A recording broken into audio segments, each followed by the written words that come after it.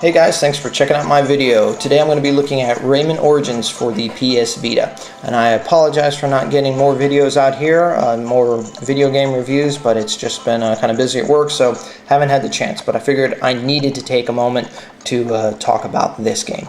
So Rayman Origins, I'd have to say, I've been playing it for about 2 or 3 weeks now, and it has now become my most favorite and most played game on the PS Vita. So why is that? Because for me, it fits the bill for the perfect handheld game. As I've said in some of my other videos, what makes a good handheld game for me is a couple things. One, replay value.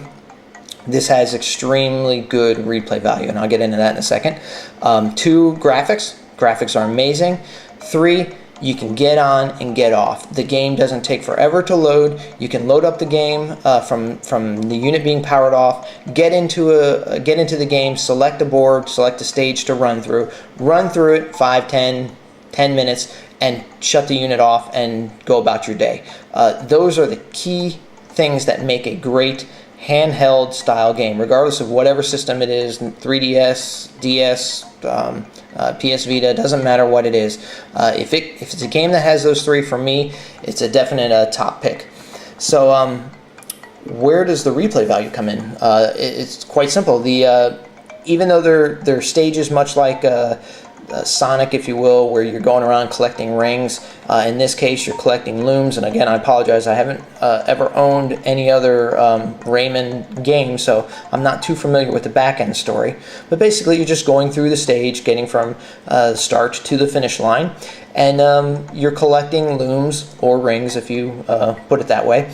And one of the achievements, actually, well, 2 of them, on this little progress wheel here at the beginning of each stage, is to collect the looms. So if you get 190 looms, then you get your first little achievement here. That's that little bubble at about 7 o'clock there. And if you collect 300 looms within the board, then you'll get this little bubble filled. So as you can see on this stage right here, I've pretty much completed 5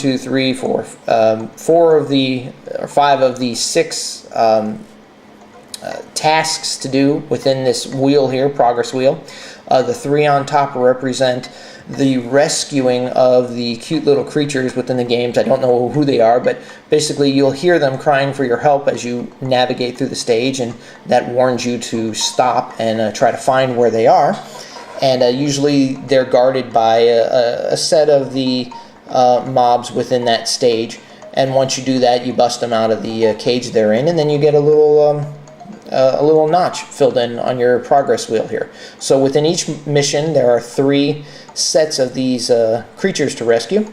The middle one here is for a time, if you're able to actually just run through the board, complete the board from start to finish. Doesn't matter what you kill on the way there, or how many looms you collect, or how many of the creatures you rescue. If you can make it from point A to point B in a matter of time, then you get that middle one.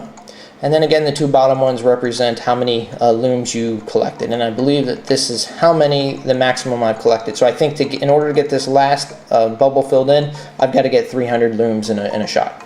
So up here, you'll also notice that there are 2 grayed out, and I believe these are called artifacts. And they make also, in addition to the little creatures crying for help, they make a certain unique sound when you get close to them in a mission. So once you get there, then you start to hear it, and you go, oh, I need to look around this little section of the board and try to find these artifacts. So great replay value. It keeps you coming back to each one of the stages.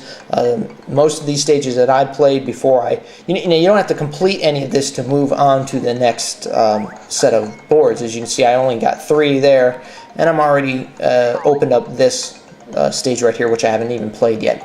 So it's not that it holds you back, but it does keep bringing you back, I should say. In addition to all of this, I'm going to exit out and go to sort of the loading screen, what they call the snoring tree. And here, as you progress along the game, you unlock certain characters. So I have all these characters I've unlocked, and you just simply jump into the little bubble, and then you become that character, and thus allowing you to play as that character. So they all pretty much have the same abilities. I really only play with Rayman. He's the only one I really care for. I'm going to go back to Rayman. And in addition to all of these, again, loads of quirkiness with this game and fun things that you can do. In addition to these characters that you unlock as you progress through the boards, certain abilities for your character are also unlocked. As you'll see here, I'll push, jump, and hold and do a sort of helicopter hover technique. And obviously that'll get you across certain valleys and things like that. In fact, when the game starts, you're not even able to punch or kick or anything. So that is something that is unlocked.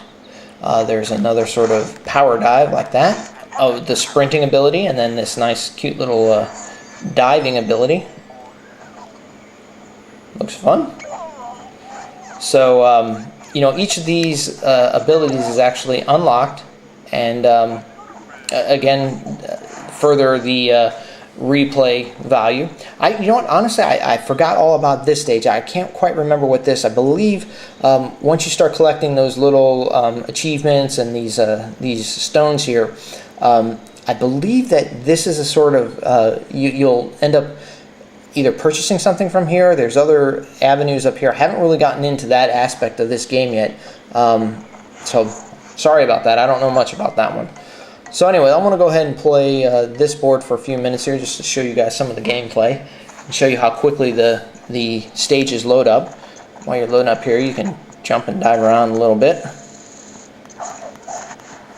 which I was kind of scared. I honestly thought that was going to mean it was going to be a terrible load time, but as you can see, it loaded pretty quickly.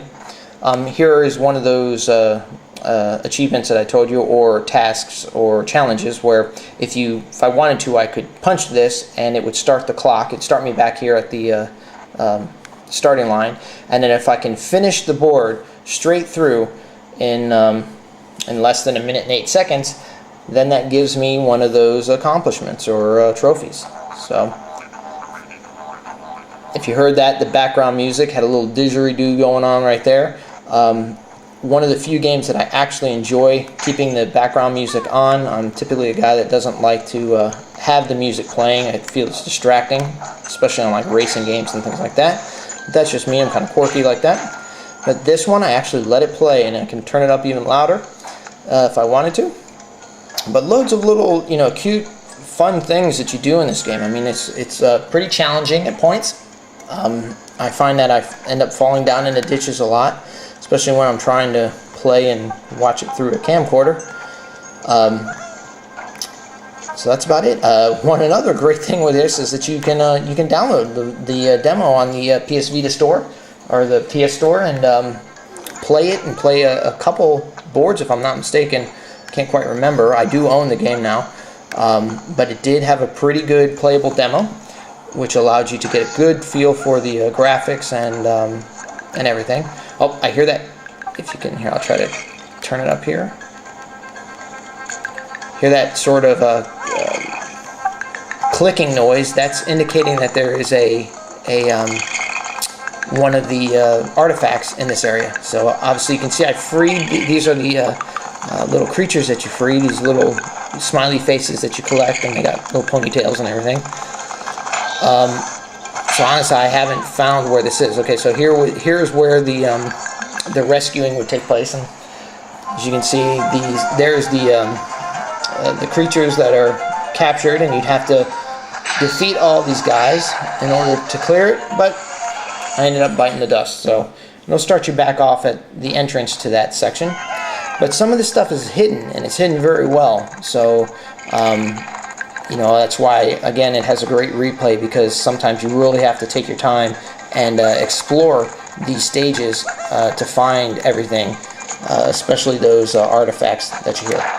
So anyway, please go download this game from the store, check it out, give it its fair chance, and I believe that that you'll like it as much as I do. So thanks again for watching, and I hope to get some more videos posted this weekend, and tune in then. My next video is probably going to be my second favorite game, which is Unit 13. Excellent game too. So between Unit 13 and this Rayman, if I only own those two games, I'd probably be set for pretty good time with the PS Vita. So thanks again for watching.